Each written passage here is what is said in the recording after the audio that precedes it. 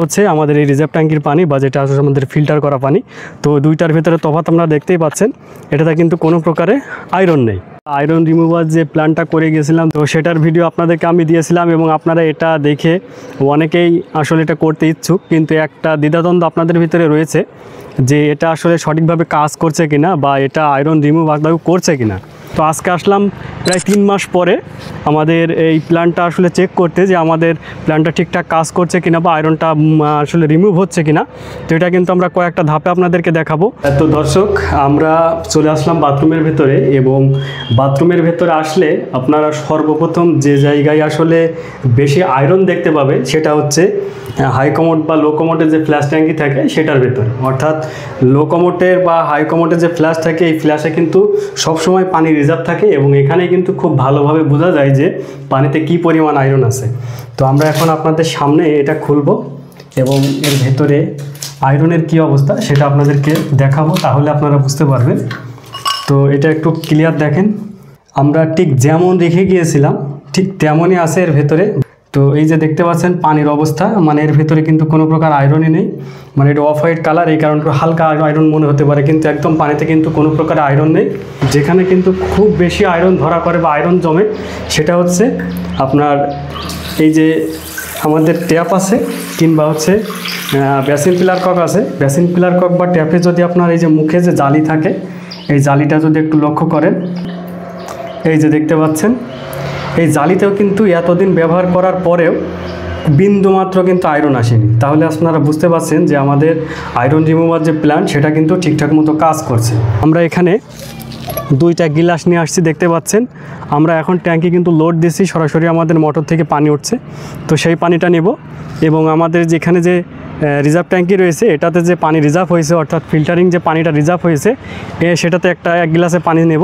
তো এই দুইটা কিন্তু আমরা আজকে আপনাদেরকে পরীক্ষা করে দেখাবো যে আসলে আয়রন কতটুকু রিমুভ করতে পারছে। তো এই রিজার্ভ ট্যাঙ্কের অবস্থা দেখে আসলে আমারই খুব ভালো লাগছে, কারণ এর ভিতরে কিন্তু কোনো আয়রন নেই, সেটা আমি অবশ্যই দেখাবো আপনাদের। আর এখানে যে আমাদের ফিল্টারিং ট্যাঙ্কি রয়েছে এটাতে কিন্তু আসলে আয়রন জমেছে, সেটাও আপনারা দেখতে পাবেন। এই হচ্ছে আমাদের রিজার্ভ ট্যাঙ্কির অবস্থা, যেখানে নিচে দেখতে পাচ্ছেন সামান্য পরিমাণ একটু ছ্যাদলা দেখা যাচ্ছে এবং সাইডে কিন্তু কোনো রকম আসলে এর ভিতরে আয়রনের কোনো ভাবই নেই আর কি। এই যে ছ্যাদলাটা দেখতে পাচ্ছেন এটা হচ্ছে আমরা যখন আসলে ট্যাঙ্কিটা ফিল্টারিং করছিলাম, এটা পরিষ্কার করার সময় পরিষ্কার আমরা খুব সুন্দরভাবে আসলে করতে পারিনি, আমাদের কাছে সেই পরিষ্কার করা জিনিস ছিল না, যার কারণে পরিষ্কার করতে পারিনি। তো এই অবস্থায় ফিল্টারিং করা হয়েছিল। তো পানিতে কিন্তু কোনো প্রকার এটাতে আয়রন দেখতে পাচ্ছেন নেই।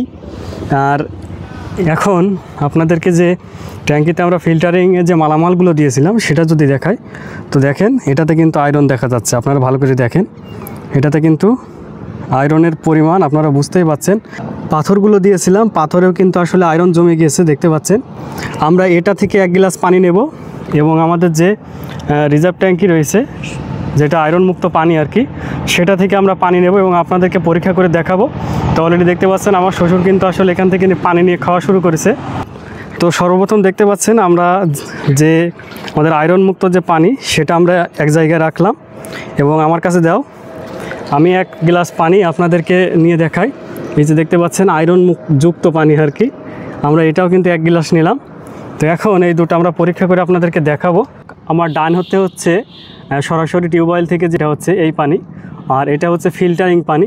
তো এখন এই দুইটা আমরা পরীক্ষা করব এবং দেখব যে কোনটাতে আয়রনের পরিমাণ কেমন, আপনারা দেখলেই বুঝতে পারবেন।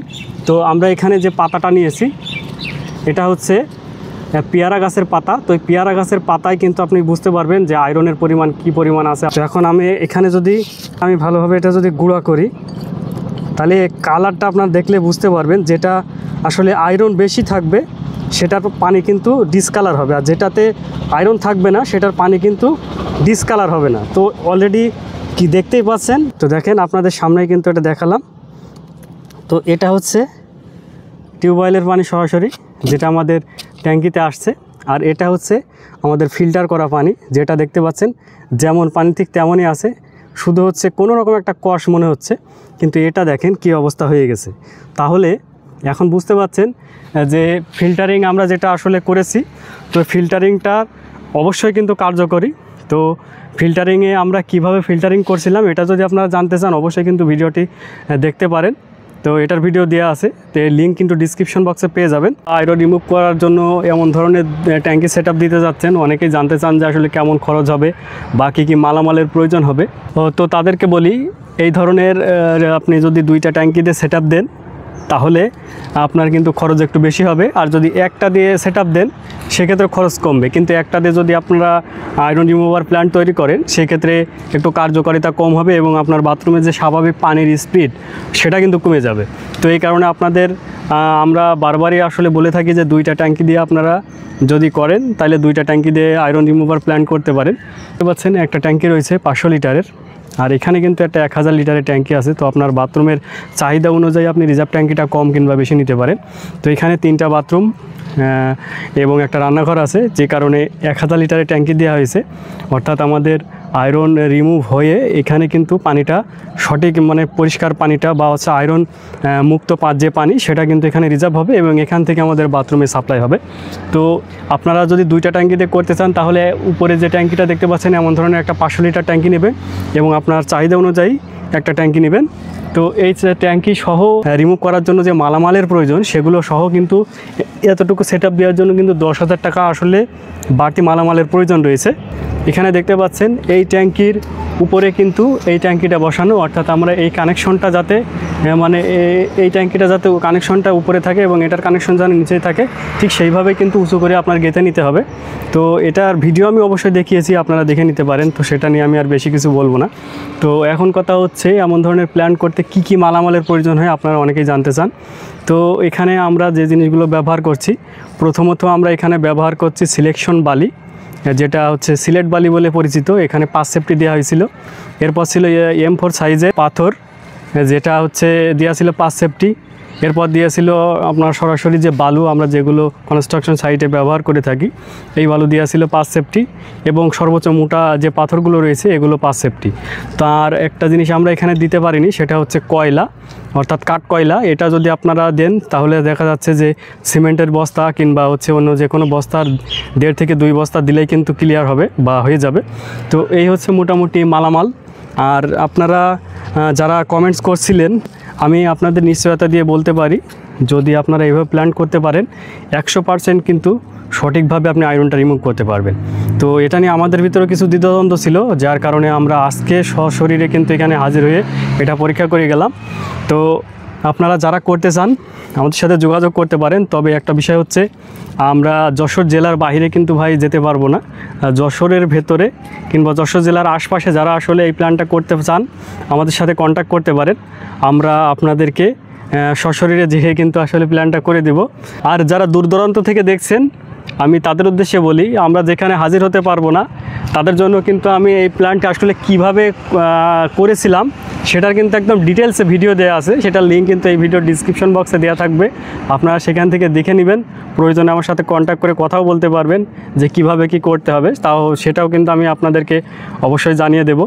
তো এই ছিল মোটামুটি ভিডিও সম্পর্কে। যদি আপনার মূল্যবান কোনো মন্তব্য থাকে, অর্থাৎ এই আসলে পানি 2টা দেখেও আপনারা বুঝতে পারছেন, আপনাদের মন্তব্য অবশ্যই থাকবে, আমিও বুঝতে পারছি। তো আপনারা করতে পারেন। আরেকটা বিষয় আমি শেষমেশ বলি, আপনারা অনেকেই বলেন যে এটাতে যখন হচ্ছে আয়রন কিছুদিন পরে বা 2-1 বছর পরে যখন এই আমরা যে জিনিসগুলোর ভেতরে দিচ্ছি, তো এই 3-4 ধরনের জিনিস দিচ্ছি, এটাতে যখন আয়রন ধরা করবে বা আয়রন জমে যাবে তখন এটা আসলে ওয়াশ করব কিভাবে। তো এটার পদ্ধতিও কিন্তু আমাদের জানা আছে। আমরা যখন এমন সমস্যা হবে এটাই, তখন কিন্তু আমরা ওয়াশ করে আপনাদেরকে দেখাবো। তো যারা ভিডিওটি দেখতে চান চ্যানেলটা কিন্তু অবশ্যই সাবস্ক্রাইব করে দিবেন। ভিডিওটি কেমন লাগলো জানাতে ভুলবেন না। হবে আবারও নতুন কোনো ভিডিওতে। ততক্ষণ পর্যন্ত আপনারা সুস্থ থাকবেন, ভালো থাকবেন। আল্লাহ হাফেজ।